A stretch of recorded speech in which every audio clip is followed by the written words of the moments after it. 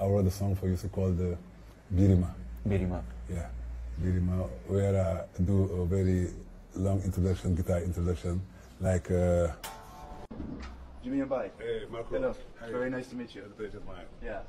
Welcome home. Good to be here. Thank you.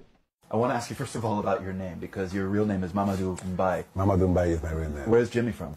Oh, Jimmy's from Jimi Hendrix. Spelled the same way? Yeah. The first song I learned on guitar was Hey Joe. Yeah. When I started, I played a lot like Jimi Hendrix and Carlos Santana. But as I went farther in my musical career, I had to change my style also because I wanted to have my own style.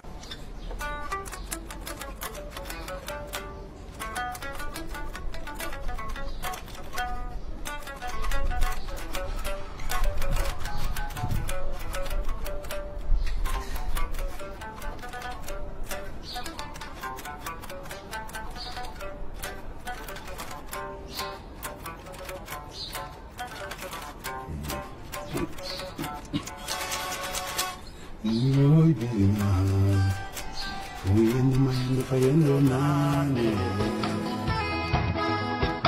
Oi, Birima, uyendo fayendo nane. Birima, uyendo fayendo nane. Buri samba dobe, ya mon lule. Oi, Birima, uyendo fayendo.